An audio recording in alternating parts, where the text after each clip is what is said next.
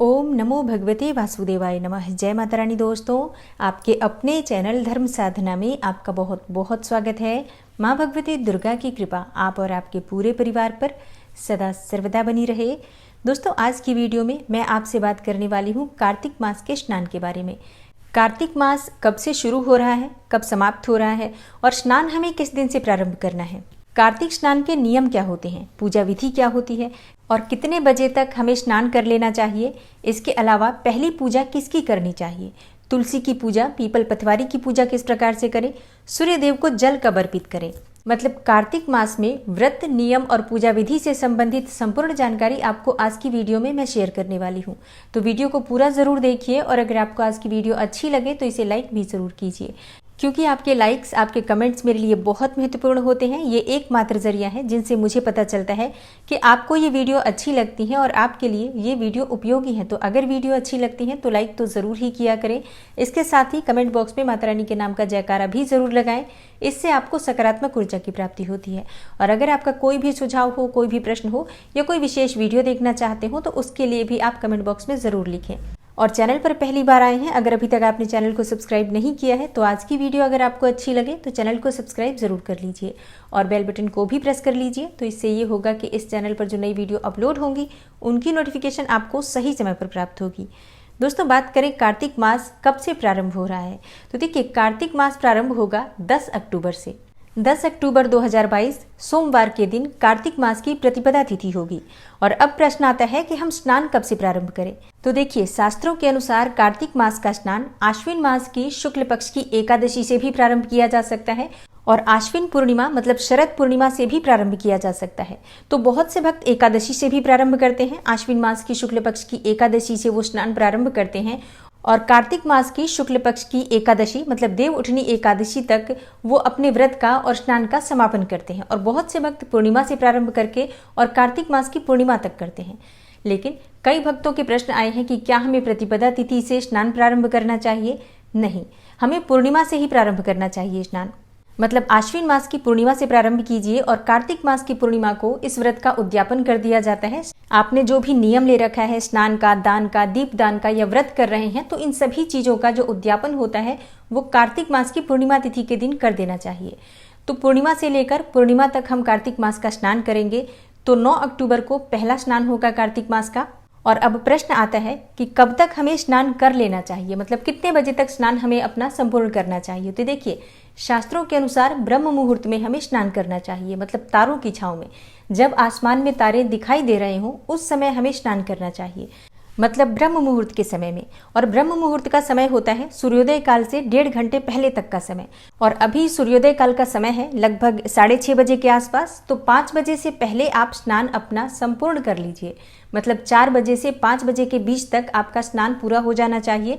और 5 बजे के बाद अगर आप स्नान करते हैं तो ये कार्तिक स्नान में नहीं आता है, लेकिन हाँ फिर भी अच्छा है अगर आप मान लीजिए कि ब्रह्म मुहूर्त में नहीं स्नान कर पाते हैं तो अगर सूर्योदय से पहले भी स्नान कर लेते हैं तो कुछ तो फल आपको प्राप्त होगा ही, लेकिन ये कार्तिक स्नान में नहीं गिना जाएगा। तो ये भी ध्यान रखिए, क्योंकि बहुत से भक्तों को लगता है कि अगर वो सूर्योदय से पहले स्नान कर लेते हैं तो वो कार्तिक स्नान कर रहे हैं। नहीं, कार्तिक स्नान के लिए आपको तारों की छांव में स्नान करना होगा। और अब बात करते हैं कि पूजा किस प्रकार से करें। तो देखिए, स्नान करने के बाद सबसे पहले भगवान सूर्य देव को जल अर्पित करना चाहिए, ऐसा शास्त्रों का विधान है। और अब बहुत से भक्तों का प्रश्न आता है कि ब्रह्म मुहूर्त में जब सूर्य देव दिखाई ही नहीं देते तो हम जल किस प्रकार से अर्पित करें। देखिए, सूर्य देव दिखाई दे या ना दे, सूर्य देव ब्रह्मांड में है, उनकी उपस्थिति ब्रह्मांड में है, ये तो सभी जानते हैं। तो ऐसे में आप सूर्य देव को जल अर्पित कर सकते हैं, ब्रह्म मुहूर्त में भी कर सकते हैं। लेकिन अगर आप उदित होते हुए सूर्य को जल देते हैं तो इसका बहुत अधिक फल प्राप्त होता है। तो ऐसे में आप ब्रह्म मुहूर्त में स्नान कीजिए। सबसे पहले भगवान विष्णु की पूजा आराधना कीजिए, तुलसी की पूजा कीजिए। जब तक आप ये पूजा करेंगे सूर्य भगवान उदित होते हुए आपको दिखाई देंगे। जब आसमान में लालिमा दिखाई दे भगवान सूर्य देव की, तब आप उनके दर्शन करते हुए उन्हें जल अर्पित कर सकते हैं और ये बहुत अधिक पुण्य फल देने वाला होता है। भगवान सूर्य देव की किरणें जब हमारे शरीर पर पड़ती हैं तो इससे जन्म कुंडली के सभी अशुभ ग्रहों का प्रभाव समाप्त होता है। किसी भी प्रकार की परेशानी आपके जीवन में है या फिर आप बहुत अधिक बीमारियों से परेशान हैं तो आपको स्वस्थ शरीर की प्राप्ति होती है।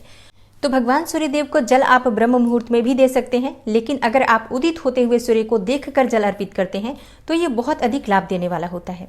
और एक प्रश्न आता है कि क्या स्नान अगर हम करते हैं कार्तिक मास का तो व्रत करना आवश्यक है? तो देखिए, ऐसा बिल्कुल भी आवश्यक नहीं है। अगर आप स्नान कर रहे हैं तो ज़रूरी नहीं है कि आप व्रत धारण करें। देखिए, समझिए पहले इस बात को।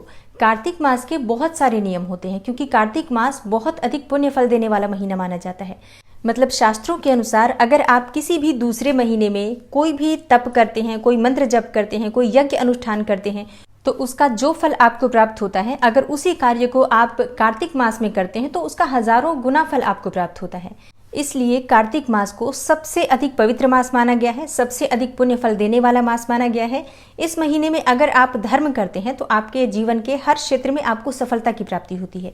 कार्तिक मास में अगर आप स्नान करते हैं या कोई भी एक नियम लेते हैं, मैं आपको आगे नियम बताने वाली हूँ कि आप कौन कौन से नियम ले सकते हैं, तो जो भी आप नियम पालन करते हैं उसका फल आपको इतना अधिक प्राप्त होता है कि इस जीवन में आपकी सभी कामनाएं पूर्ण होती हैं और अगले कई जन्मों के लिए आप पुण्य फल संचित कर लेते हैं। इसलिए ये महीना बहुत महत्वपूर्ण होता है। तो जो भी नियम आप ले सकते हैं, जैसे कि कार्तिक मास में स्नान का नियम होता है, आप स्नान कर सकते हैं सुबह उठकर, ब्रह्म मुहूर्त में उठकर, तो वो एक नियम अलग होता है। इसके अलावा आप दान का नियम ले सकते हैं कि प्रतिदिन आप कोई वस्तु दान करेंगे, चाहे अन्न का दान हो, पैसों का दान कर सकते हैं, फलों का दान कर सकते हैं, सब्जियों का दान कर सकते हैं, अपनी इच्छा के अनुसार किसी भी चीज़ का दान आप प्रतिदिन करेंगे। इस प्रकार का नियम आप ले सकते हैं। तुलसी की पूजा आप प्रतिदिन करेंगे, तुलसी में जल अर्पित करेंगे, तुलसी में दीप दान करेंगे, आप चाहें तो यही नियम ले सकते हैं। इसके अलावा पीपल की पूजा, आंवले की पूजा, भगवान विष्णु और माँ लक्ष्मी की एक साथ संयुक्त आराधना अगर आप पूरे महीने करते हैं तो आपके 7 पीढ़ियों तक कभी भी धन का अभाव नहीं रहेगा। इसके अलावा आप भगवान सूर्यदेव की पूजा का नियम ले सकते हैं। किसी मंदिर की, जो घर के आसपास कोई मंदिर हो तो वहां जाकर परिक्रमा करेंगे, आप इस प्रकार का नियम भी ले सकते हैं। या फिर घर के आसपास कोई भी मंदिर हो तो वहां जाकर आप प्रतिदिन दीपक प्रज्वलित करेंगे, दीप दान करेंगे, इस प्रकार का नियम भी ले सकते हैं। इसके अलावा आप चाहें तो पूरे महीने, पूरे कार्तिक मास में तामसिक चीजों का सेवन नहीं करेंगे, इस प्रकार का नियम ले सकते हैं। जैसे कि अगर आप लहसुन प्याज खाते हैं तो पूरे महीने के लिए लहसुन प्याज का त्याग कर दीजिए, या फिर आप नॉनवेज खाते हैं तो नॉनवेज का त्याग कर दीजिए। मतलब अगर आप इस महीने में संकल्प लेकर कोई भी नियम लेते हैं तो उसका फल आपको हजारों गुना अधिक प्राप्त होगा। तो इसलिए आप अपने अनुसार, अपनी सुविधा के अनुसार एक या एक से अधिक नियमों का पालन इस महीने में करके अपने जीवन की बहुत सारी परेशानियों का समापन कर सकते हैं। तो ज़रूरी नहीं है कि आप अगर स्नान करते हैं तो व्रत आपको करना आवश्यक है, ये बिल्कुल आपकी अपनी इच्छा पर निर्भर करता है। आप चाहें तो सिर्फ स्नान का नियम ले सकते हैं कि आप ब्रह्म मुहूर्त में उठकर कार्तिक स्नान करेंगे और स्नान करने के बाद भगवान विष्णु की विधिवत पूजा आराधना कीजिए। उसके बाद तुलसी की पूजा कीजिए। तब तक सूर्यदेव उदित हो जाते हैं तो उन्हें देखकर उन्हें जल अर्पित कीजिए। और बात करें कि तुलसी की पूजा किस प्रकार से करनी चाहिए, तो देखिए, तुलसी में सुबह आप जल अर्पित करेंगे। ब्रह्म मुहूर्त में उठकर जब हम पूजा करते हैं तो तुलसी में दीपदान भी जरूर करना चाहिए, और शाम को भी आप दीपदान करेंगे। मतलब पूरे महीने में तुलसी में दीपदान दोनों समय होगा, सुबह शाम दोनों समय करेंगे।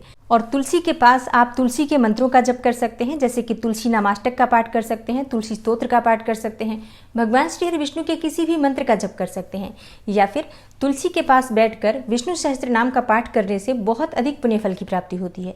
तो अगर आपने तुलसी जहाँ पर लगा रखी है वहाँ पर इतनी जगह है या फिर इस प्रकार की सुविधा है कि आप आसन डालकर बैठ जाएं और बैठकर पाठ कर पाएं, तब तो अत्यंत श्रेष्ठ होगा।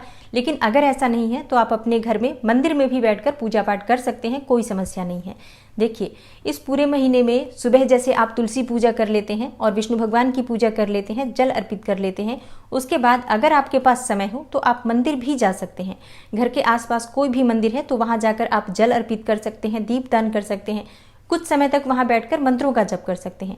लेकिन अगर आपके पास इतना समय नहीं है तो घर में ही पूजा कर लीजिए, कोई समस्या नहीं है। और हाँ, एक चीज़ बताना भूल गई मैं, जब आप स्नान करते हैं तो वैसे तो नियम होता है कि नदी में जाकर हमें स्नान करना चाहिए, किसी पवित्र नदी में या किसी पवित्र सरोवर में, जलाशय में जाकर स्नान करना चाहिए। लेकिन ऐसा संभव नहीं है, सबके लिए ये बिल्कुल भी पॉसिबल नहीं है कि किसी नदी में जाकर वो प्रतिदिन स्नान कर पाएँ। तो ऐसे में अपने घर में आप जब स्नान करते हैं तो पूरे कार्तिक मास में गंगा जल मिश्रित जल से ही स्नान कीजिए। मतलब जिस पात्र में आपको स्नान करना है, सबसे पहले उसमें थोड़ा सा गंगा जल डाल दीजिए, फिर आप सादा जल से भर दीजिए, उसके बाद आप स्नान कर लीजिए। और स्नान करते समय पवित्र नदियों के नाम का स्मरण करते रहिए, तो इससे भी आपको पवित्र नदियों में स्नान करने के बराबर ही पुण्य फल प्राप्त होता है। और हाँ, कार्तिक मास में देव वृक्षों के पूजन का विशेष महत्व होता है। जैसे कि घर के आसपास कोई भी पीपल का वृक्ष हो, आंवले का वृक्ष हो, तो उनकी पूजा ज़रूर करनी चाहिए। केले का पौधा हो या केले का वृक्ष हो तो उसकी पूजा भी ज़रूर करनी चाहिए। आप प्रतिदिन जल अर्पित कर सकते हैं और दीप दान भी कर सकते हैं। वहीं बैठकर थोड़े समय भगवान श्री विष्णु के मंत्रों का जप कर सकते हैं। और बात करें कि कार्तिक मास का अगर आप व्रत करते हैं तो व्रत के क्या नियम होते हैं। देखिए, अगर आप व्रत करते हैं तो उसके बहुत सारे नियम होते हैं। जैसे कि अगर आप कार्तिक मास में व्रत धारण करते हैं तो एक ही समय भोजन करना होता है और इसके अलावा बहुत सारी ऐसी चीजें हैं जो आपको बिल्कुल भी नहीं खानी चाहिए। तो क्या खाना चाहिए अगर आप व्रत करते हैं तो और क्या नहीं खाना चाहिए, इसके लिए वीडियो में आपको आगे शेयर करूंगी। लेकिन कुछ जो बहुत विशेष नियम होते हैं उसमें होता है ब्रह्मचर्य का पालन करना, भूमि पर शयन करना, झूठ नहीं बोलना चाहिए, निंदा नहीं करनी चाहिए किसी की। दिन में सोना भी कार्तिक मास में वर्जित माना गया है अगर आप व्रत करते हैं तो कार्तिक मास के व्रत के लिए बहुत सारे नियम हैं। तो ऐसे में अगर आप शारीरिक रूप से स्वस्थ हैं तो बिल्कुल आप व्रत धारण कीजिए, लेकिन अगर आप शारीरिक रूप से अस्वस्थ हैं तो ऐसे में आप पूरे कार्तिक मास का व्रत मत कीजिए। लेकिन कुछ विशेष जो तिथियां होती हैं, जो पवित्र तिथियां हैं कार्तिक मास की, उनके आप व्रत धारण कर सकते हैं। जैसे कि कार्तिक मास की एकादशी का व्रत आप कर लीजिए, त्रयोदशी का व्रत कर लीजिए, पूर्णिमा का व्रत आप कर सकते हैं, धन त्रयोदशी आती है उसका आप व्रत कर सकते हैं, या फिर अमावस्या का व्रत आप कर सकते हैं। इसके अलावा कार्तिक मास में भीष्म पंचक होता है जो एकादशी से लेकर पूर्णिमा तक के दिन होते हैं, 5 दिन आप उनका व्रत करके पूरे कार्तिक मास का फल प्राप्त कर सकते हैं। और कार्तिक मास का अगर आप स्नान करते हैं तो प्रयास करना चाहिए कि आप लहसुन प्याज न खाएं। वैसे देखिए, कार्तिक मास में आप स्नान करें या ना करें, अगर आप लहसुन प्याज का त्याग कर देते हैं तो ये भी एक नियम होता है और इसका भी पुण्यफल आपको प्राप्त होता है। तो कार्तिक मास में अपनी सुविधा के अनुसार, अपनी इच्छा के अनुसार आप कोई न कोई नियम जरूर लीजिए और उस नियम का संकल्प पूर्वक पालन कीजिए।